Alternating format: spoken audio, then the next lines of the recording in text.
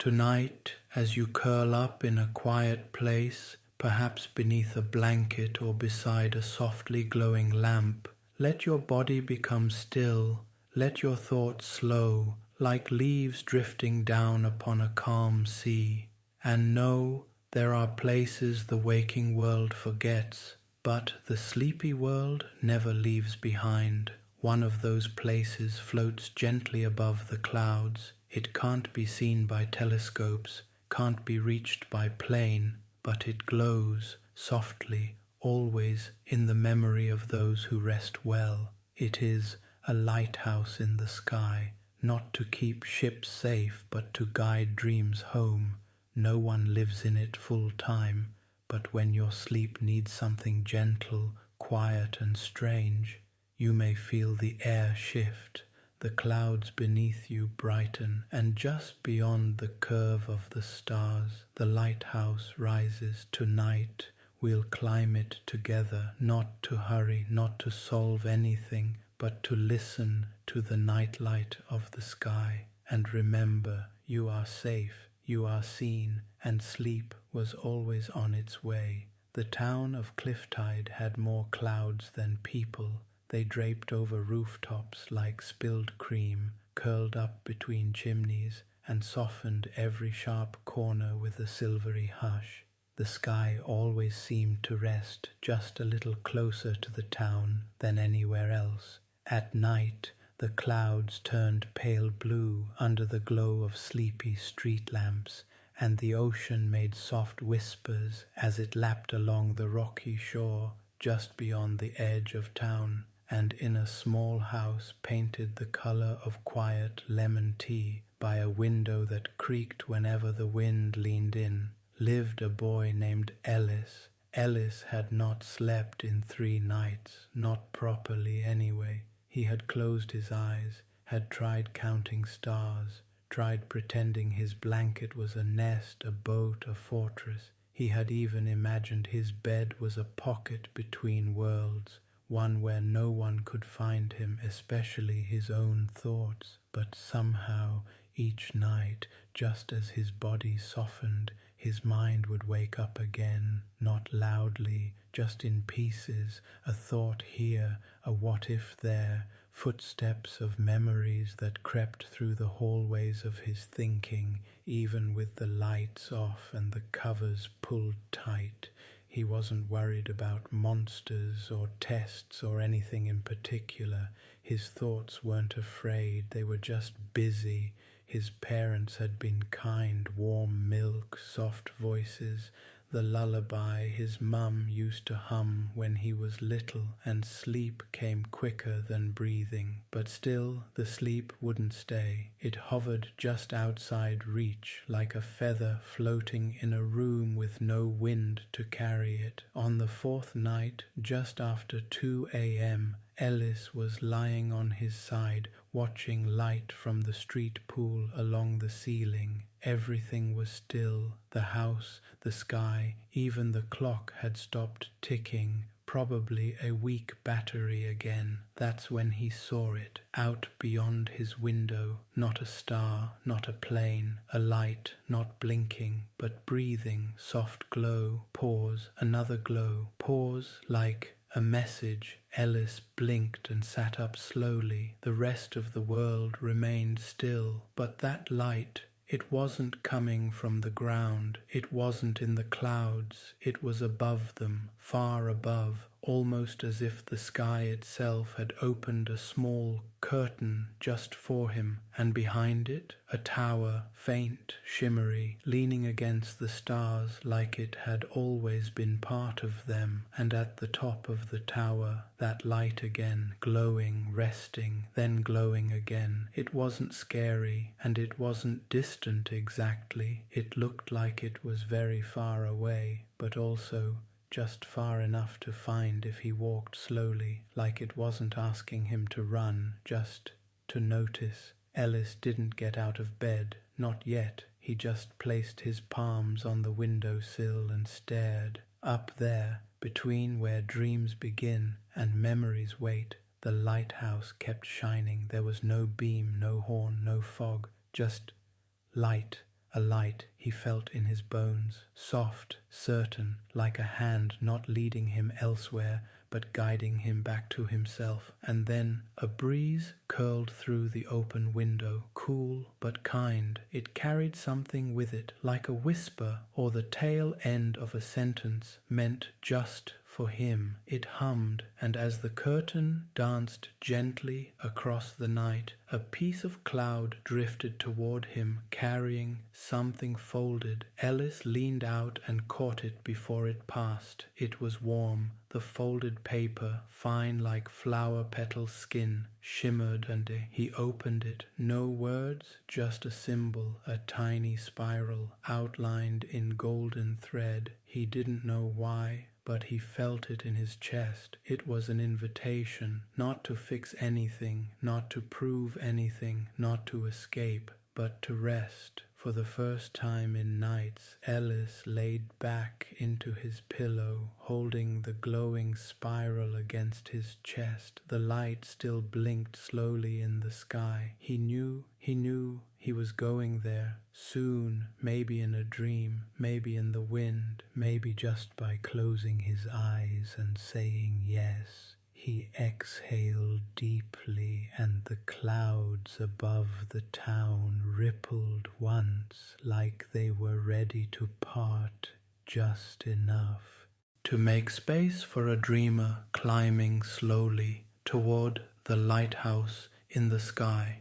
The next morning, Ellis woke with the folded spiral still in his hand. He hadn't remembered falling asleep, only the softness of the cool night air and the light above the clouds blinking slowly like it was breathing just for him. And now the house was quiet in a kind way. No alarms, no dishes clinking, only a few dull thumps of someone walking slowly upstairs. Even the kettle downstairs was whistling softer than it usually did. He sat up in bed. The spiral of gold thread shimmered faintly in the daylight. Still no words, still no way to explain it. But Ellis didn't want an explanation. He wanted to feel whatever it had stirred inside him again.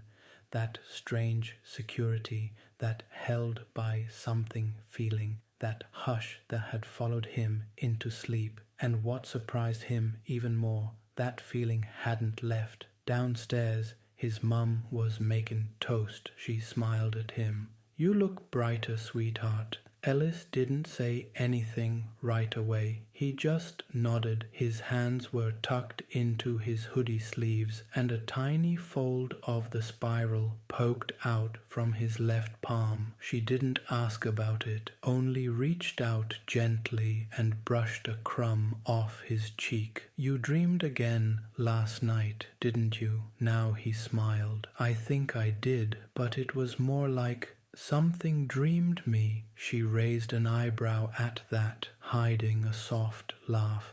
"Then it must have been a good dream," she said. Later, as Ellis walked to school, quiet sidewalk under his shoes, soft breeze brushing the sleeves of his hoodie, he noticed something unusual about Clifftide. It was the same, technically, same stone fences, same faded lavender bushes near the post office, same slow drift of delivery bikes and birds, but also different. It was like the space between things had widened. More room between sounds, more gaps between thoughts. Even the people seemed to pause more, to look up, to sip their coffee more slowly, to let their conversations trail off without rushing to finish. It was as if the town was remembering together what it felt like to rest. Near the bakery, the usual chalkboard message out front had changed. Instead of announcing pie flavors or coffee blends, it simply read, "Take your time today. That's the only thing you won't waste." Ellis stopped and looked at the message for a while. It felt like something only for him. But then a girl walking her dog stopped and looked at it too. She didn't smile. She just stood there with him in silence for a moment. then nodded once as though they both understood something together and walked on. At school, even the hallways felt less sharp. No clanging lockers, no hurried shouts, just whispers, slippered footsteps, and a peaceful, sleepy sort of energy hovering over everything like a thick blanket before a nap. During reading hour, Ellis caught someone in his class staring at the sky, not even bothering to hide it. Their eyes were fixed upward, out the window, like they, too, were watching for something glowing behind the clouds. After school, Ellis wandered a little before heading home.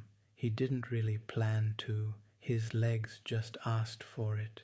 The sky had started bruising into its soft evening colors, lavender and honey with a streak of blush, and the sea wind was curling up the hill like tired breath.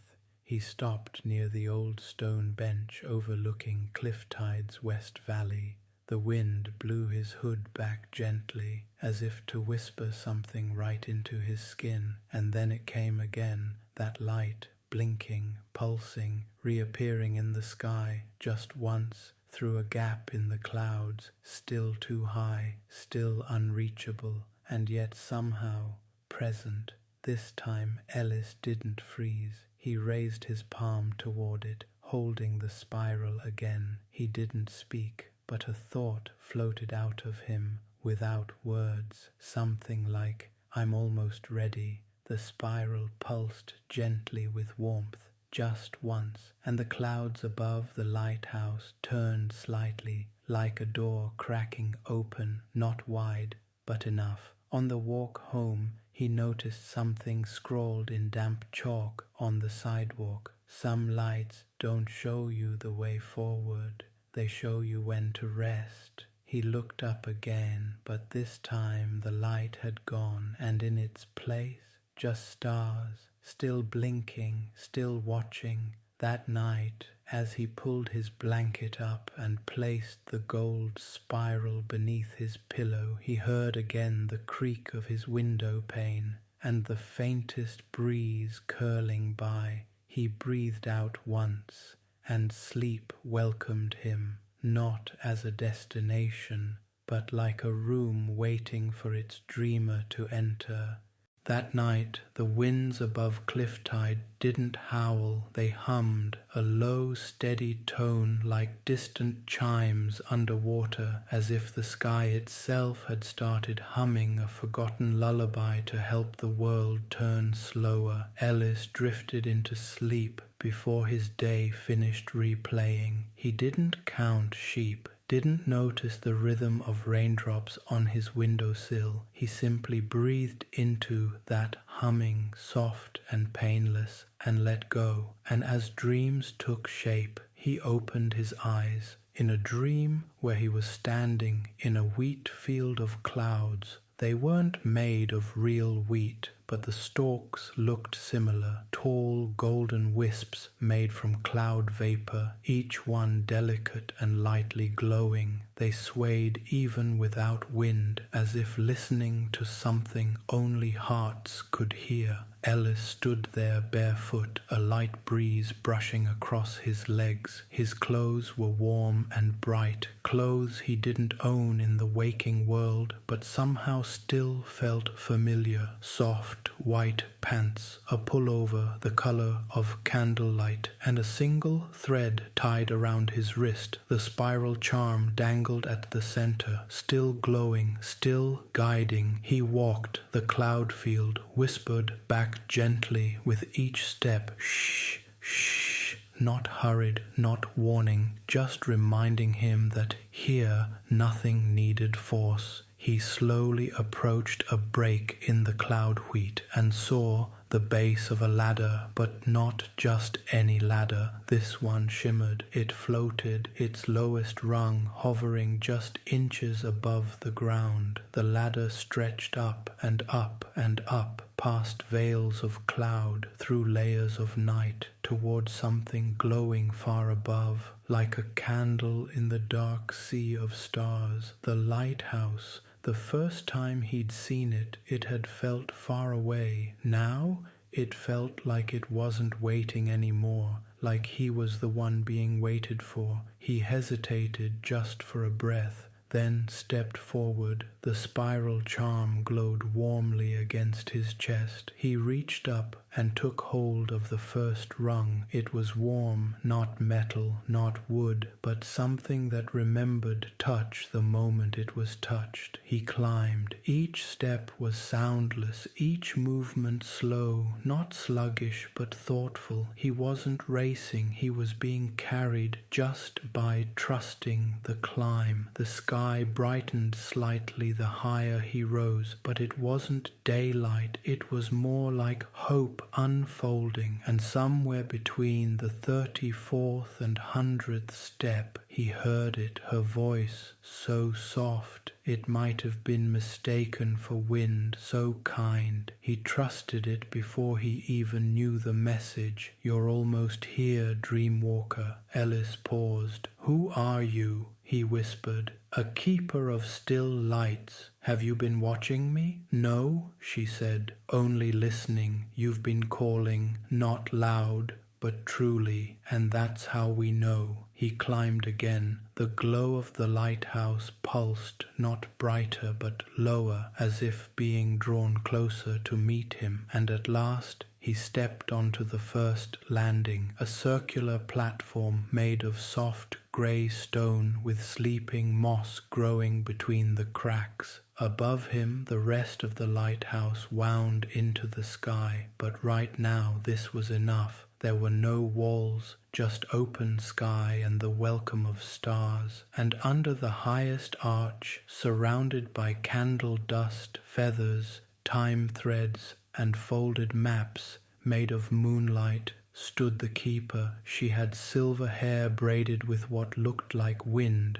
Her cloak shimmered like sleeping lakes. Her eyes were soft, not blinking. They were aware. She smiled when he arrived, didn't offer her name, didn't ask for his. The lighthouse had already introduced them in the way only dreams could, silently, slowly, and completely. The keeper knelt and opened a small wooden chest at her feet. Inside were marbles, not the kind children play with, but ones made of faint light, each pulsing softly. "Are those dreams?" Ellis asked. She nodded. "Dreams that haven't found the right dreamer. Why are they here?" "Because here we don't throw lost things away. We let them rest until someone needs them again." Ellis sat at the edge of the landing, legs hanging over the side. He looked down. There was no bottom, only starlight, only clouds, only peace. And the dream felt like it wouldn't end abruptly. It would simply fade into sleep when it was ready. The keeper sat beside him. Neither said anything for a while, and in that silence Ellis felt something new. Not just sleep, but belonging in the sky, where light waited to guide him home to himself. When Ellis woke the next morning, the light in his room wasn't loud. It came in through the window in soft pieces, laying itself gently on his blankets like a second layer of warmth, rather than anything asking him to get up. The wind outside was hush-pitched, no cars, just the faint creak of a porch swing somewhere down the road. His body had sunk deep into the bed, but not like it had been heavy, just settled, the kind of rest that makes your fingers tingle with quiet joy when they first wake up. Ellis blinked slowly, stretched without urgency, and there it was, on the pillow beside him, a folded square of paper. It hadn't been there when he went to sleep. It looked handmade, not from printer pages or sketchbooks, but some kind of petal paper, soft and light but strong. Pressed into the center was a golden spiral, the same one, the one from the dream. the one from the sky, and below it, in silken graphite, written with a hand far too gentle for normal pens, Ellis, the light waits gently. When you are ready, climb again.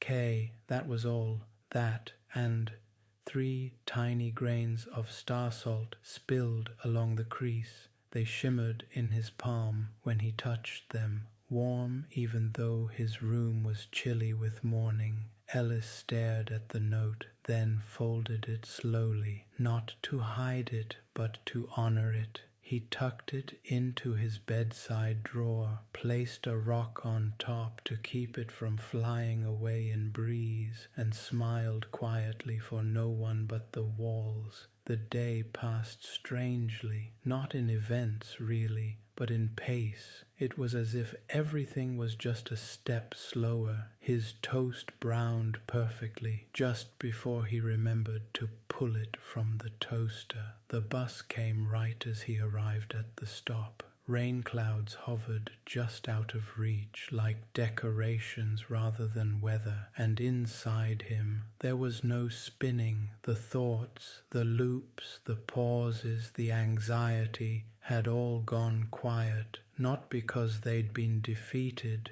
but because they'd been heard, listened to, in dream, lighted from above. At school he opened a book and something fluttered out. It was a torn drawing he didn't remember finishing, one of those quick night sketches he doodled in the margins of homework when he was tired. But this one, it was a tower rising through clouds, windows shaped like moons, a door with a clock above it showing no numbers, just stars. On the walk home, a stranger paused beside him at a crosswalk. Old man, thick scarf, a gentle watchful look.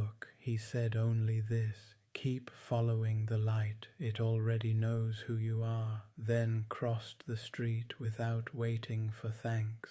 Ellis just stood there, felt the wind pass like an exhale, and tucked his hands into his hoodie pocket. That night, after dinner, he gathered a few things: a notebook, a string, the note from his drawer, and a clean pair of warm socks. "You adventuring in your sleep?" his mum asked, almost teasing, but sincere. "Sort of," he said. "I think I'm being invited back." She kissed his forehead like it was no big deal. "Tell the stars I said hello." He crawled into bed and lay still for a while. No tossing tonight, no twitchy feet. His body mapped itself across the mattress like it was growing roots there. And when his breath slowed enough to sound like dreaming before the dream, the ceiling brightened. No switch had flipped, no lamp turned on, but the reflection from above, the blinking light from the clouds, was shining again, slow, patient, ready, and just before the drift of sleep took him completely, a breeze curled through the room again. This time it whispered his name so gently, he thought it might have been his own thought. "Ellis." He didn't answer aloud. He just closed his eyes and let himself climb. Back in dream, and yet it didn't feel like dreaming. Ellis stood once again in the wheat field of clouds. His bare feet brushed silvered stalks that tilted gently toward him, welcoming him home like friends waiting in silence for someone to rest beside them. Above, the sky opened slowly, and from within it the ladder descended again. But this time it wasn't a ladder of wood or rope or dream metal. It was made of light. More than that, each rung pulsed softly, like a small star learning how to trust its own shine. They held firm when touched, though they looked like clouds and sparkle. Ellis reached up and took hold of the first step, warm, then another, cool, another, soft, like worn pages of a favorite book. He ascended slowly, no rush, no sound but breath. and somewhere faint bell tones rippled downward through the sky, as if the lighthouse had begun to sing him upward. With each step, something whispered, not aloud, not in words, but in feeling. Each stair had a memory,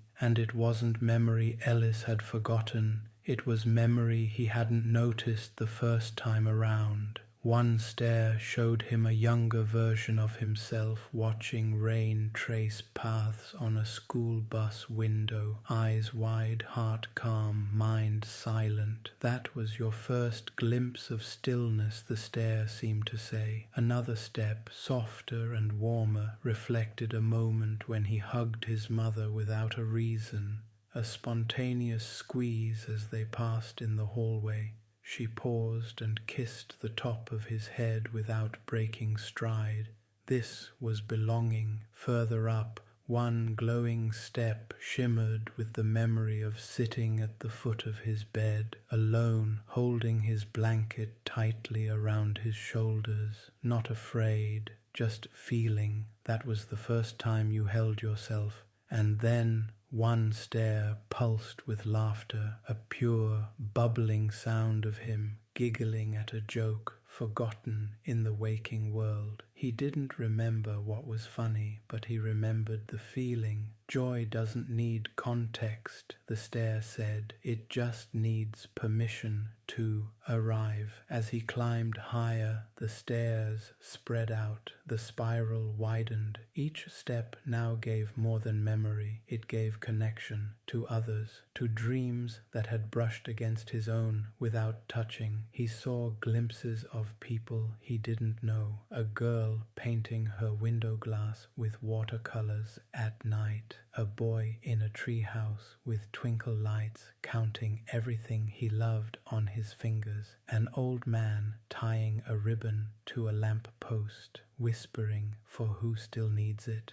These moments passed through him like breath, familiar, tender, true. Climbing didn't tire him, it rested him. Each step lightened the part of him that had been too busy thinking, until finally he reached a landing wider than before, stone beneath his feet again, but no roof, no walls, only clouds below and stars above, and before him the entrance to the lighthouse. The keeper waited at the threshold, same shining eyes, same cloak at rest, same soft gaze that felt older than time but younger than worry. She stepped aside without words. Ellis entered. Inside, silence, not empty, full, a warm silence, the kind that cushions thoughts and smooths them like pebbles polished by river tide. A hallway stretched before him, circular, gently curved, lit by lanterns in glass orbs that floated just above the floor. Each cast a different hue, one green like forests, one lavender like dreams, another golden like sunset on windowsills. He walked the hallway. Each lantern blinked once as he passed. The keeper behind him said softly, "This floor remembers the dreams you haven't finished yet." He turned. "I have more," she smiled, "more than anyone, not unfulfilled, just waiting." He reached a junction at the end of the hallway, a spiral staircase curling to the right and upward, iridescent like a staircase carved from sea foam and wind. The keeper said, "The stairs are only heavy when you forget how far you've come." He took a breath, looked up. The tower reached high into sky mist and color, not intimidating, just endless in a comforting way, like a promise. You don't have to finish it all. You only have to begin again. He looked at the first stair. It sparkled like warm thought. He stepped, and the climb wasn't upward, not really. It was inward, and he was ready now to see what rested in the light. The final stair didn't end. It simply became something else. The stone beneath Ellis's feet shifted into pale wood, polished by wind, time, and the souls of every dreamer who had ever walked it before. He hesitated, not from fear, but reverence. Up ahead, a door sat slightly ajar. No handle, no push plate, just open far enough to say, "You're invited, no need to knock." Behind it, light spilled through, but not strongly, not in beams. It came in breaths, slow, gentle pulses of light, almost like the heart of the lighthouse was exhaling, and then again, breathing in, breathing out. Ellis stepped into the lantern room, and the quiet met him completely. Not silence as in nothing, but perfect listening, the kind of hush that welcomes every sound, word, and thought exactly as it is, and does not judge. The room was round and bright, not from a bulb or flame, but from the walls themselves, lined with curved panes of softly glowing crystal. Each responded to the rhythm of the lighthouse's pulse. There was no central beam. Instead, light passed between the panels, like a conversation without speaking. In the center of the room stood a pedestal, waist-high, made of translucent stone. Suspended above it, an orb. It spun slowly, not on any mechanism, but simply by knowing its place in the space. Ellis stepped closer, and as he did, the orb glowed a little stronger. Each time he breathed, it brightened, then dimmed, then brightened again. "It's matching me," he said aloud, amazed. "Not matching," came a voice from behind. The keeper had entered quietly, as always. "It's listening." She stepped beside him, hair still braided with skylight, eyes full of rest. "This is the heart light," she said. "It doesn't call ships home. It calls parts of you,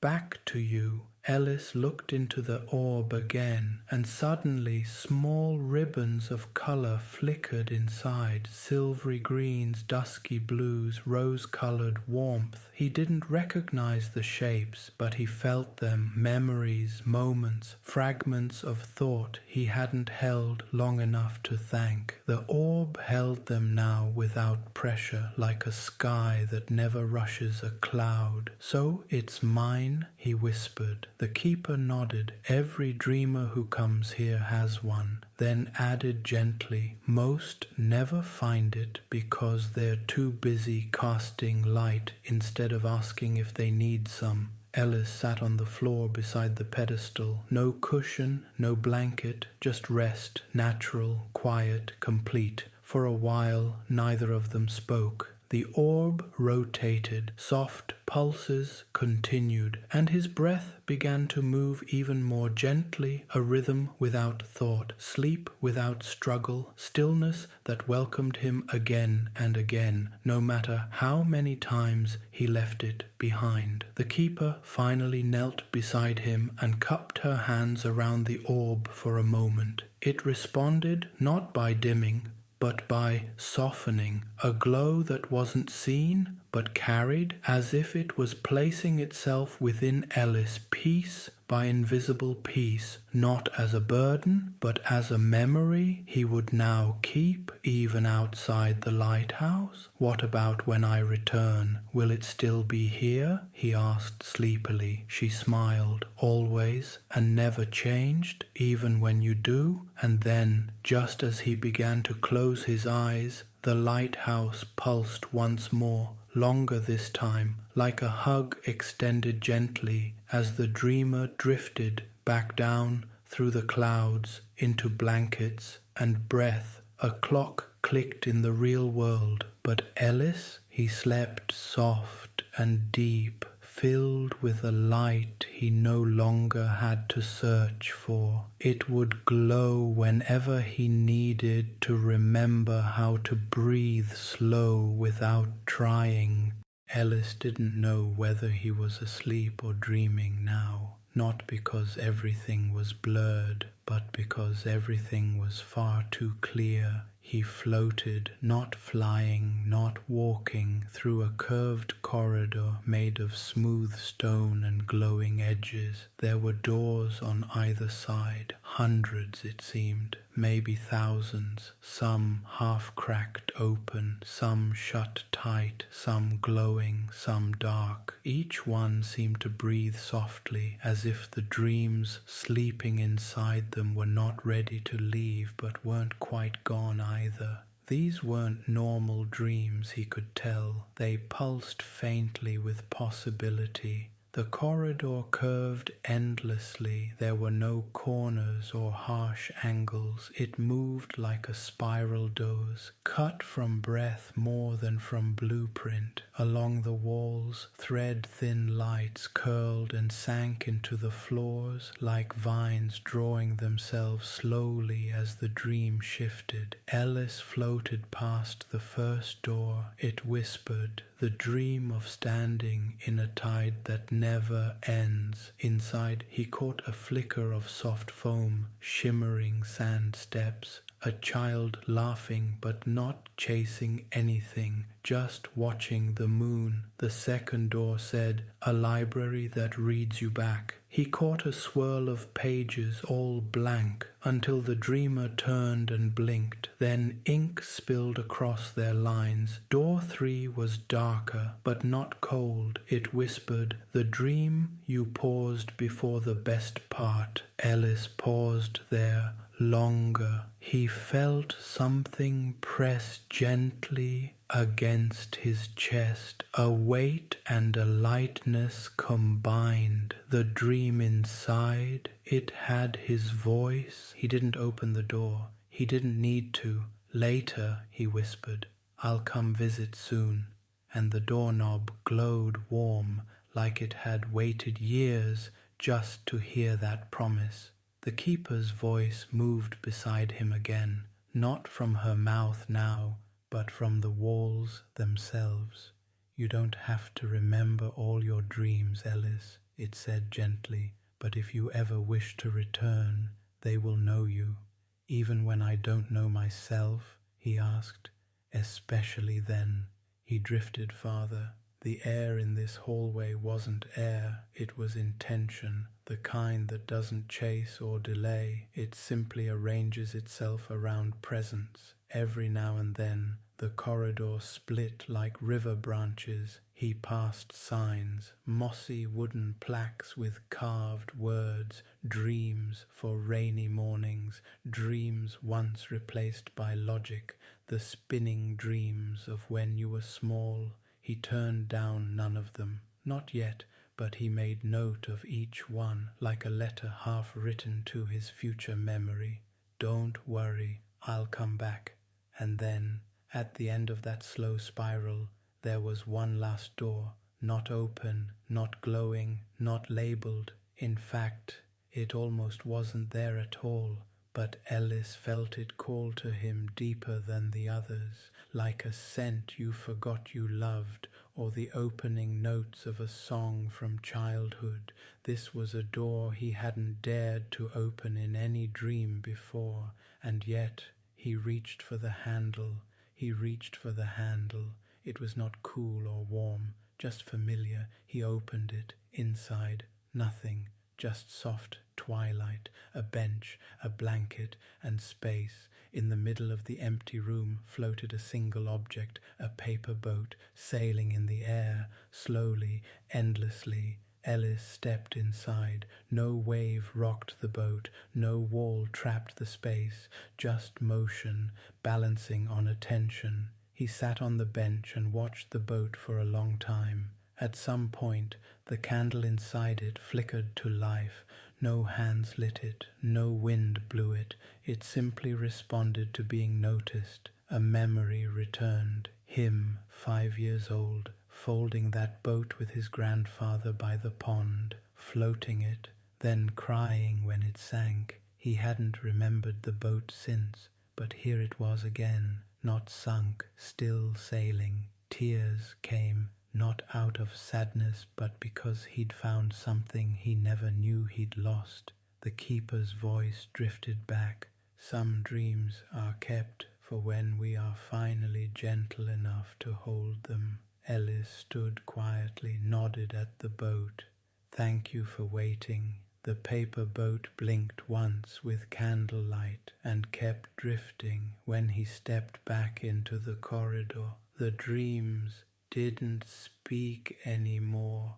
They rested.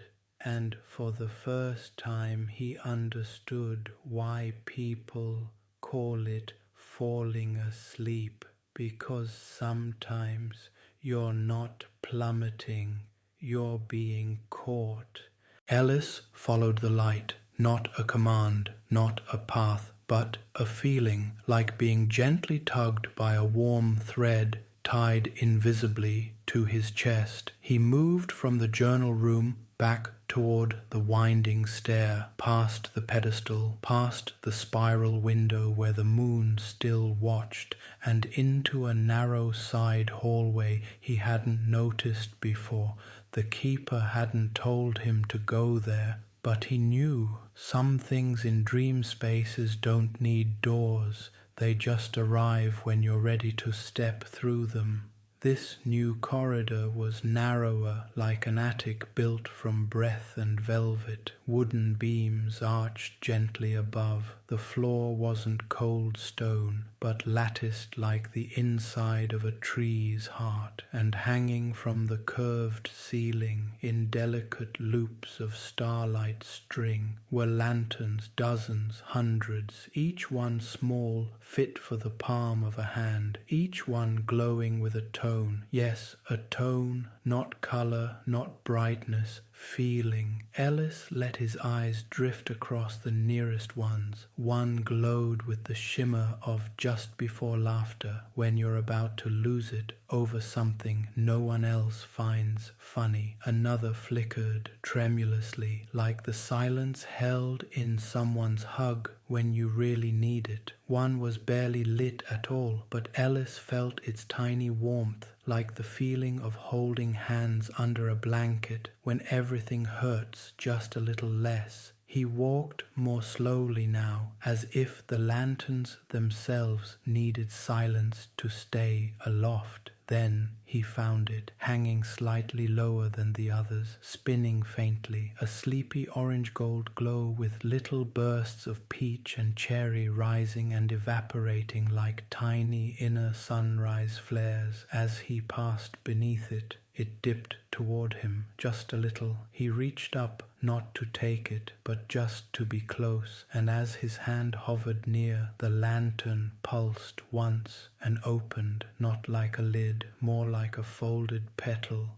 blossoming. A sound spilled out, not into the room, but into his chest. Laughter, not new, not strange, his own. A moment returned with it. He was 6, sitting on the floor, surrounded by blanket forts and cereal crumbs, turning the pages of a picture book with garbled animal sounds. He had misread a line, something about a bear and a bicycle. It had made his grandfather laugh so hard he'd dropped a spoon into his mug, and Ellis had howled for 10 full minutes, stomach aching, tears rolling, joy so big he forgot what sadness was even for. He had forgotten that moment entirely, but the lantern had kept it. It had held his laughter when he'd stopped returning to it, not out of sorrow, not on purpose, just grown past it too fast. His hand brushed the lantern gently, and it closed itself again, but its warmth didn't leave. It soaked slowly through his chest, bloomed in his ribs like a memory you meet again and find out it's been missing you. Behind him the keeper spoke. Joy is lighter than time. That's why we catch it. For how long? Ellis asked softly. As long as the dreamer needs time to grow strong enough to carry joy again on their own. Ellis took the lantern down gently. It resisted for a moment, then yielded. He tucked it into the side strap of his cloak, close to his heart. It didn't get heavier, it got warmer, and for the first time in many nights, He felt laughter again, not a loud burst, not a joke from someone else, just a hush in the rib cage that says, "You're getting better, you're coming home to yourself." And somewhere in the rooms behind him, the other lanterns swayed as if knowing he'd left with exactly what he needed.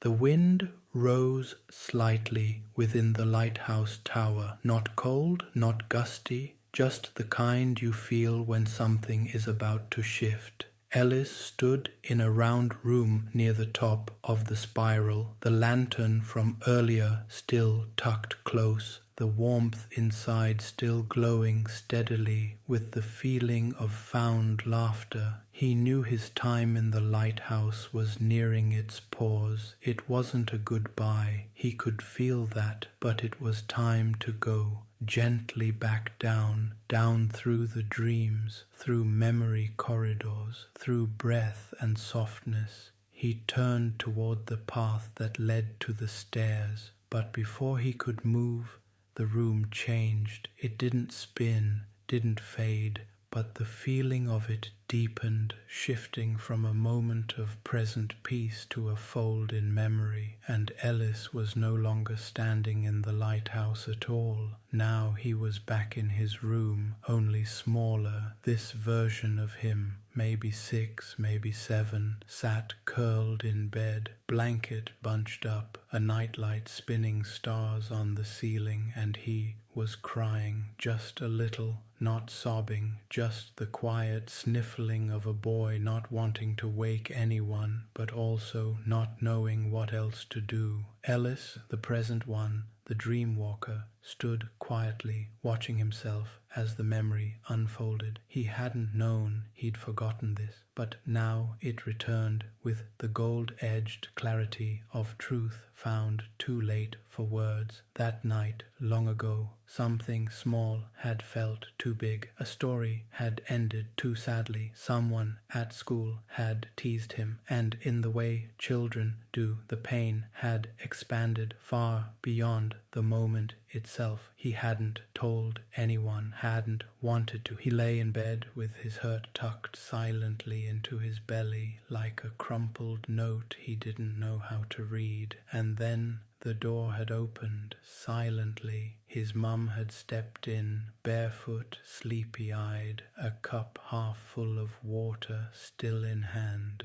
She walked straight to his bed, no fuss, no questions, and sat down beside him. She didn't say, "What's wrong?" or "Are you okay?" She just said, "I'm here," and then hummed something soft and tuneless. She placed her hand on his hair, began brushing it back, over and over and over, and the crying hadn't stopped right away, but the holding began. Ellis remembered it now, fully, completely. The moment hadn't been erased, only paused, saved by the lighthouse, kept for when he was old enough to carry it again with care. Back in the lighthouse room, he stood still and breathed into that moment, that hush, that song without melody, that love that didn't fix things, but held them until they didn't hurt as much. The lighthouse glowed gently all around him now.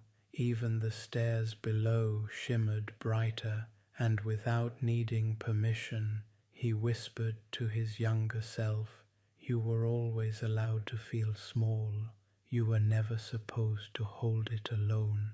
The child in bed blinked softly, not looking at him. He couldn't, not really, but the tear tracks began to dry. His breathing slowed, and sleep took root in him. The lighthouse door reopened, as if satisfied. The moment had been recovered, not to relive sorrow, but to remind him, you are still worthy of care, even when you don't know how to ask for it. Ellis stepped through the door again, and time, if it could smile, just had.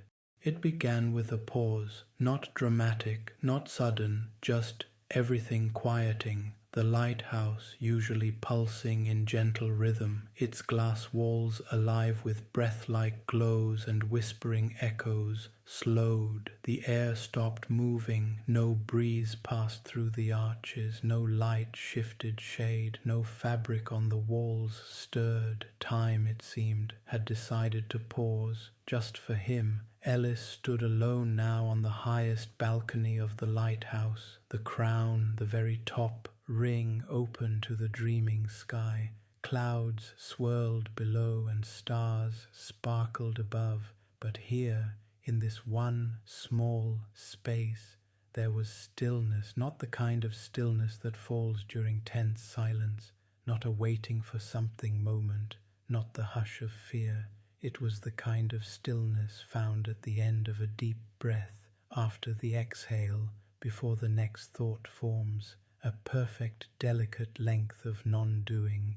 Ellis sat down, just sat, no cushion on the stone, no pillow of stars, just him and the pause. He folded his legs, hands in his lap. He didn't close his eyes. He didn't speak. He didn't need to, because in that moment he felt known, every version of himself, the boy who couldn't sleep, the boy who laughed and forgot why, the one who hummed without realizing it, the one who sometimes wished not to feel so much. All of them sat beside him, not as ghosts, not as visitors, but as himself, layered gently, resting in harmony. The keeper appeared but didn't approach. She stood a few steps away, cloak still as frost, hair layered with moon dust and memory, and she bowed her head softly, not from formality, not from ritual, but from recognition. This was the moment the lighthouse waited for, not just Ellis's arrival, not just the remembering of joy, but the return to self without question. Nothing moved, and yet everything within him aligned. He didn't think about the world, or tomorrow, or what came next. He just sat inside the stillness so perfectly that even his thoughts forgot to ask anything. That peace, the one he'd only glimpsed before sleeping, now sat fully in his chest, warm, quiet, unwavering. Somewhere deep below, a lantern blinked. 3 stories down, a dreamer turned in sleep and released a long breath. On the coast, far across the stars, in the waking world, the wind outside Ellis's window reached the edge of a curtain and simply stopped, not blocked, not pushed, just rested. And Ellis, child of dreams, of questions, of hope tangled in thought, rested too, fully, absolutely. At last, the keeper finally broke the silence, not with a voice, but with a sound like a thread being tied off, a story finished with the stitch it was always missing. She said, "You know what stillness sounds like now."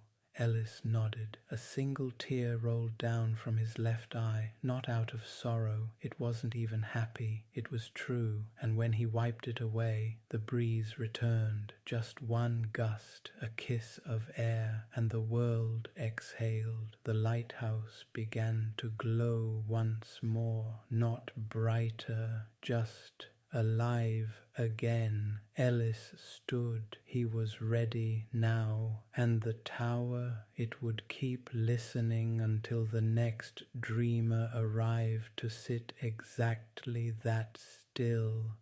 It began with a pause, not dramatic, not sudden, just everything quieting. The lighthouse, usually pulsing in gentle rhythm, its glass walls alive with breath-like glows and whispering echoes, slowed. The air stopped moving. No breeze passed through the arches. No light shifted shade. No fabric on the walls stirred. Time, it seemed, had decided to pause just for him. Ellis stood alone now on the highest balcony of the lighthouse, the crown, the very top ring, open to the dreaming sky.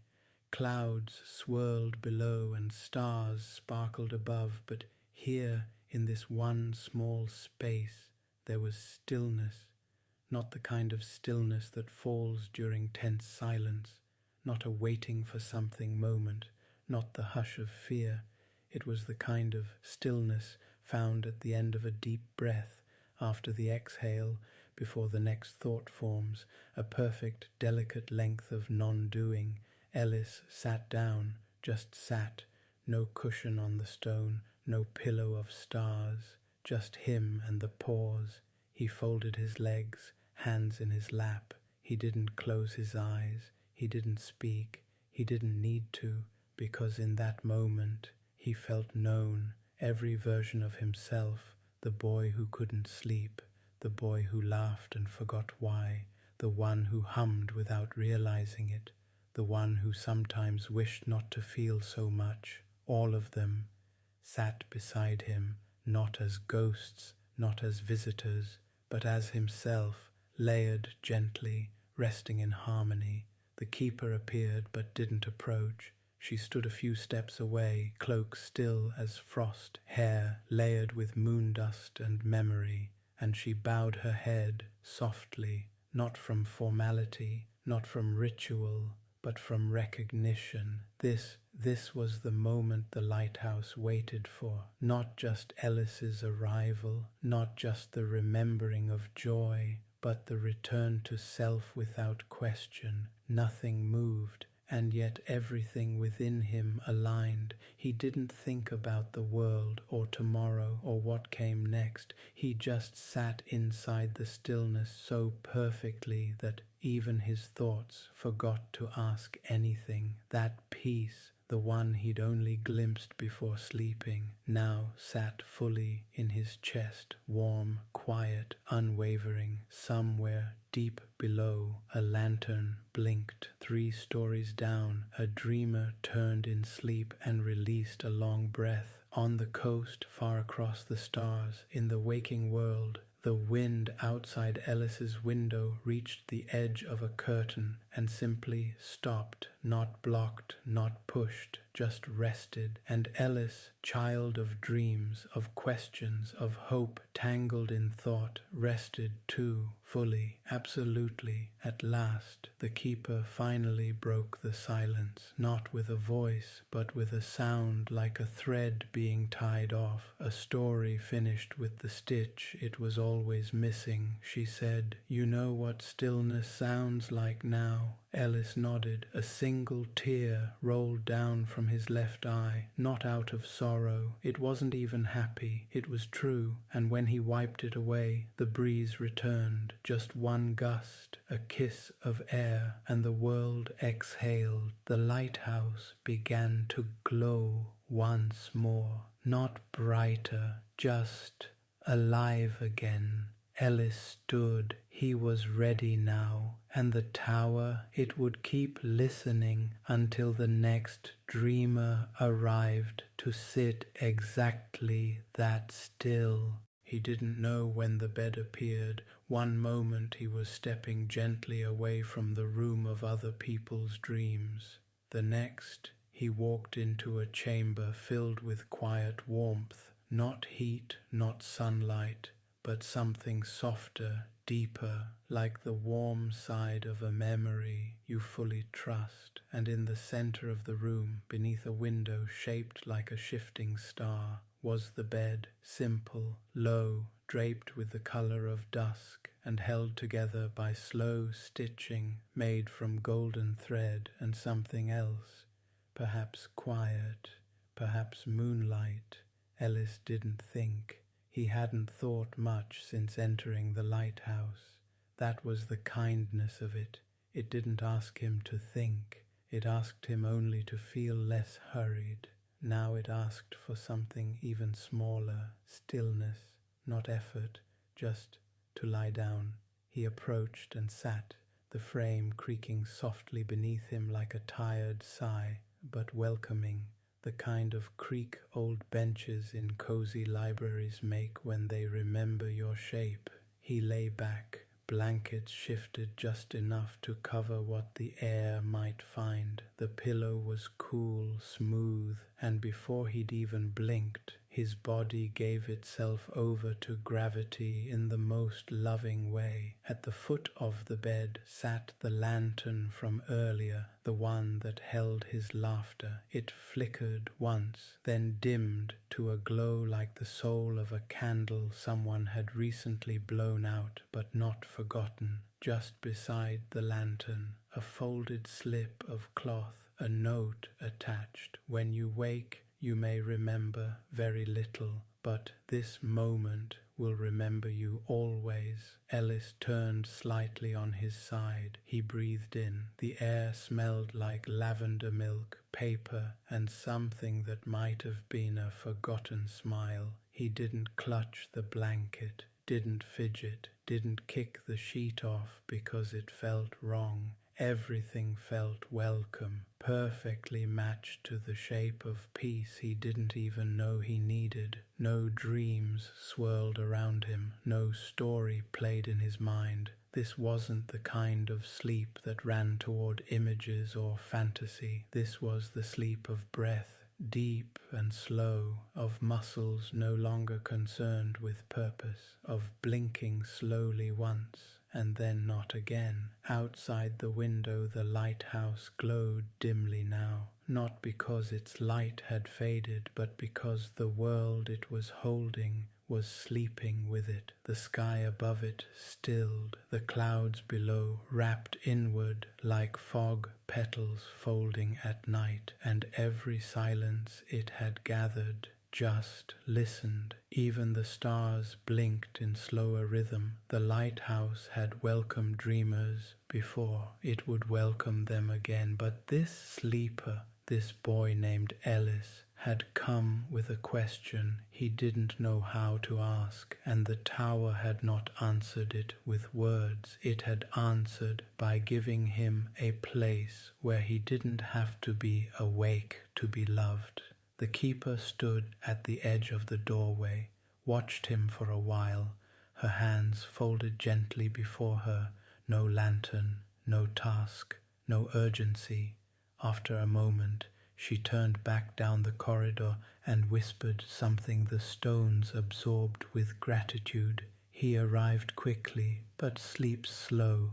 Below, at the very bottom of the spiral staircase, a small jar breathed light into a page of a journal that no one would read. On that page, Ellis slept inside the lighthouse, and the world spun softer because of it. A line added itself beneath. He brought nothing but his breath, and still everything glowed. No dreams tonight, just rest, just warm blankets, a held body, a still heart, and clouds floating slow. Morning in Clifftide was always quiet, but today it was quieter in a different way. Not empty, not still, but attentive, like the sky was watching with soft eyes, remembering every sound before letting it go. Ellis woke slowly, not suddenly, not from a dream, just woke. The kind of waking where you don't reach for anything, where you don't even open your eyes right away, because your body is still telling you you're safe, you don't need to move yet.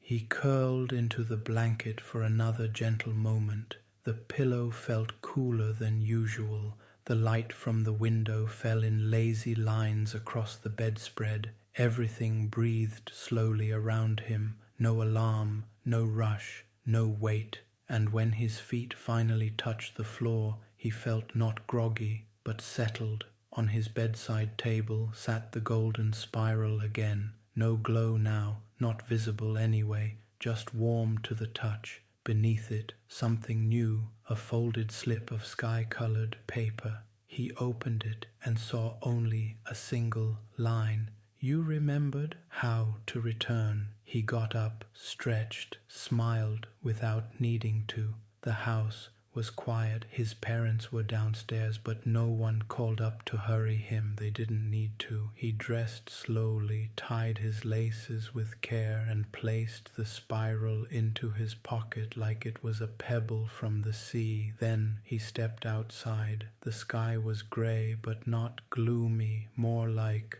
listening. The clouds swirled lightly, whispering things only the wind could repeat. Leaves blew past in gentle choreography, not chased, not hurried. Even the lampposts looked content to glow less brightly. Ellis walked down the hill toward Clifftide's edge, just the way he always did. But this time his footsteps didn't rush to land. They kissed the ground like thanks. He passed a shop window he rarely paid attention to before. A sign out front simply read, "We're open until the wind changes." He smiled because that made perfect sense today. An older man sat near the planter boxes, feeding bits of scone to two birds who refused to fight each other. "Slept better last night," he said aloud, not looking at anyone in particular, and Ellis simply nodded as he passed, because he knew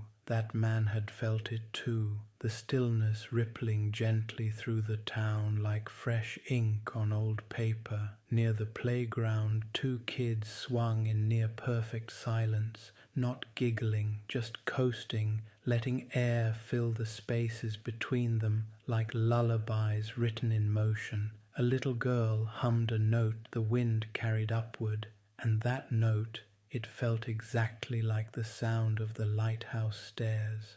Ellis sat on a bench and watched. For a while nothing happened, and that was the best part of it all. He stayed until the sun blinked once behind a cloud, as if winking. He stood, walked, and with each step the walk home grew longer, not in distance, but in slowness. He wasn't in a hurry to reach the door. He was in love with the motion between where he'd been and where he was going.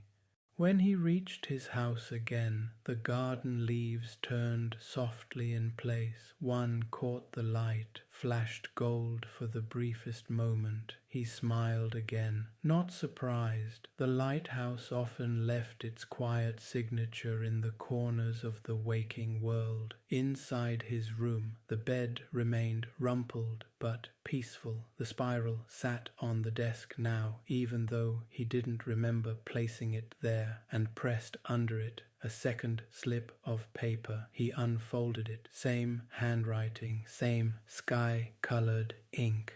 Just because you're awake doesn't mean you've left, and just because it's daytime doesn't mean you can't dream. Ellis folded the note gently, placed it under his lamp, and leaned back into the chair by the window. He didn't close his eyes. He didn't move. He just watched the slow passing of the clouds, like someone who had finally remembered what stillness feels like in motion. Some nights Ellis no longer watched the sky from his window. He didn't need to, because part of it lived inside him now, not as a memory, not as a lingering dream, but as a rhythm, soft, sure, always there, like a familiar hum behind his thoughts, guiding him gently between the busier moments of the world. But sometimes, when the night was especially quiet, when the tea had gone cold but he still held the mug,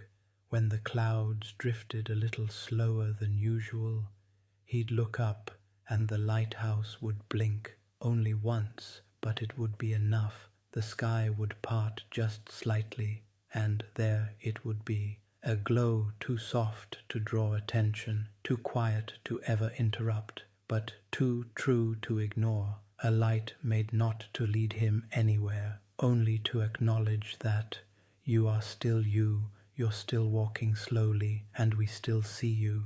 Ellis had changed in little ways. He no longer filled silences in hurried conversation, no longer tried to finish thoughts before they had the chance to settle, and when others spoke with anxious breathing or bouncing knees, he'd just wait, let their sentences find their way, the way the lanterns did inside the lighthouse, softly, eventually, always in time. He never looked for the golden spiral again, but sometimes He'd reach into a jacket pocket or the lining of his backpack and feel something warm, familiar, waiting. He never took it out, only smiled, because some gifts don't vanish, they just become part of how you move. Clifftide changed too, a little slower now. The park benches got repainted, but no one rushed to finish them. The cafe left poems on napkins. The post office closed when the tide said so.